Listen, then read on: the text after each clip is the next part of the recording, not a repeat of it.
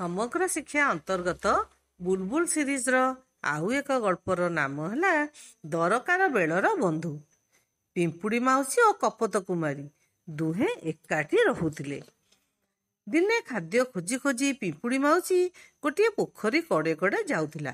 ହଠାତ୍ ଜୋରରେ ପବନ ବହିବାକୁ ଲାଗିଲା। ଜୋର ପବନ ପିମ୍ପୁଡ଼ିକୁ ଉଡ଼େଇ ନେଇ ପାଣିରେ ପକାଇଦେଲା।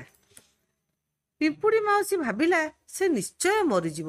ସେ ଆକୁଳ ସ୍ୱରରେ ସାହାଯ୍ୟ ପାଇଁ ଚିତ୍କାର କଲା।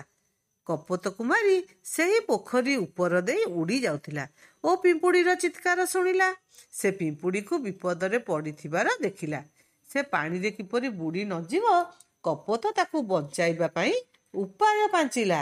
ସେ ପାଖ ଗଛରୁ ଗୋଟିଏ ପତ୍ର ତୋଳି ଆଣି ପିମ୍ପୁଡ଼ି ମାଉସୀ ପାଖରେ ପକାଇଦେଲା। ପିମ୍ପୁଡ଼ି ତା ଉପରେ ଚଢ଼ିଲା। ପିମ୍ପୁଡ଼ିଟି ପତ୍ରଟିକୁ ନିରାପଦରେ ଭୂଇଁ ନିକଟକୁ ଭସାଇ ଆଣିଲା। କିଛି ଦିନ ଗଲା।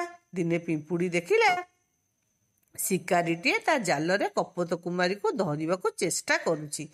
ପିମ୍ପୁଡ଼ି ଜାଣିଗଲା ଯେ କପୋତଟି ମହା ବିପଦରେ ପଡ଼ିଛି ଓ ତାକୁ ଶୀଘ୍ର ସାହାଯ୍ୟ ଦରକାର। ପିମ୍ପୁଡ଼ି ଶୀଘ୍ର କାର୍ଯ୍ୟ ଆରମ୍ଭ କଲା।